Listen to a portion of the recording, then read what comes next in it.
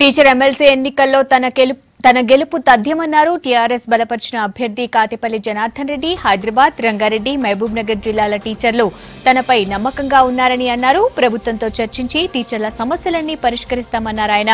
గురుకుల టీచర్ల పీఆర్సీ బకాయిలు త్వరలోనే వారికి అందుతున్నాయన్నారు. ప్రత్యర్థులు ఇప్పటికే ఓడిపోయామని అంగీకరించారంటున్న జనార్దన్ రెడ్డితో Shiva face to face. Rangareddy, Hyderabad MLC quota, teachers MLC quota అభ్యర్థి కాటిపల్లి జనార్దన్ రెడ్డి మనతో ఉన్నారు. సార్ ఎట్లా, నమస్తే, ఎలక్షన్స్ ఎట్లా ఫేస్ చేయబోతున్నారు సార్? ప్రజాస్వామ్య పద్ధతిలో మా ఉపాధ్యాయుల యొక్క పూర్తి విశ్వాసం మా పైన ఉన్నది. తప్పకుండా విజయం సాధిస్తాననే పూర్తి విశ్వాసం నాకున్నది. ఈరోజు దాదాపు 52 ఉపాధ్యాయ సంఘాలు కూడా నాకు పూర్తి మద్దతును తెలియజేస్తున్నాయి. అదేవిధంగా ఈరోజు టీఆర్ఎస్ ప్రభుత్వం కూడా వారి యొక్క మద్దతును కూడా నాకు తెలియజేస్తున్నటువంటి విషయాన్ని మీకు తెలియజేస్తున్నాను. ఈరోజు నేను చెప్తున్నా, విద్యా వ్యవస్థలో సమస్యల సాధన కొంత స్తబ్దత ఏర్పడ్డది దశాబ్దాల కాలంగా.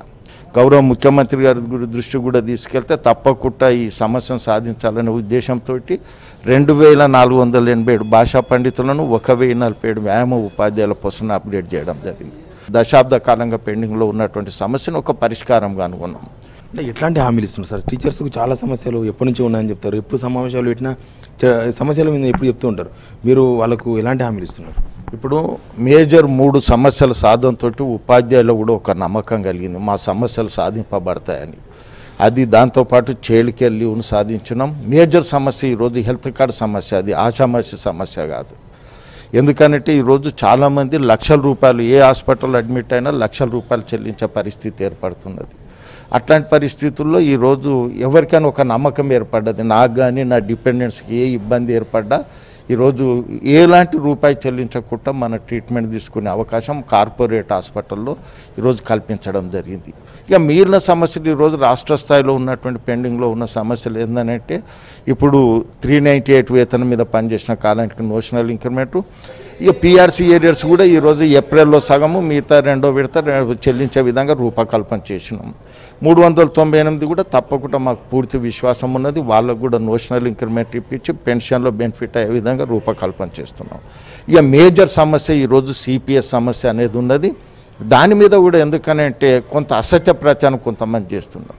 ఇప్పుడు తెలంగాణ రాష్ట్రం ఏర్పడగానే దాని మీద ఒపీనియన్ చెప్పమన్నప్పుడు ఇది 10 సంవత్సరాలు ఉన్నటువంటి సమస్యని ఏకమొత్తంలో రద్దు చేయడానికి కూడా అవకాశం ఉంటుందా లేదా అనే ఉద్దేశంతో అప్పుడు లెటర్ ఇచ్చినటువంటి మాట వాస్తవమే ముఖ్యమంత్రి గారు. ఇప్పుడు ఈ ఫోటోల మార్పిడి వెనుక కూడా మీ హస్తం ఉంది. అధికార పార్టీ సపోర్ట్ చేస్తున్న అభ్యర్థిగా మీరే ఏదో కుట్ర చేశారని ఇప్పటికే ప్రచారం చేస్తున్నారు. మీరేం చెప్తారు?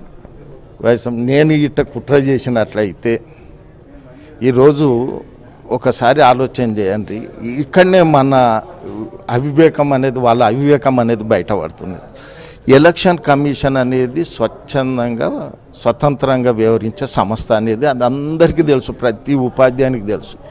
ఇక దాంతో ఉపాధ్యాయులు ఆలోచన చేస్తారు అంటే వీళ్ళ తెలివితేటలు ఎంతవరకు ఉన్నాయనేది. తప్పకుండా ఇప్పుడు ఒకటి కాదు, ఎన్నిసార్లు పెట్టినా విజయం తథ్యం అనేది నాకు తెలుసు. ప్రభుత్వ మద్దతుతో ఉపాధ్యాయుల సమస్యలన్నీ పరిష్కరిస్తారని కాటిపల్లి జనార్దన్ రెడ్డి చెప్తున్నారు. ఈ నెల 19న జరిగే ఎన్నికల తర్వాత గెలపడంలో ఎలా ఉండేవో చూడొచ్చు. కెమెరామెన్ సురేష్తో శివారెడ్డి, V6 న్యూస్, హైదరాబాద్.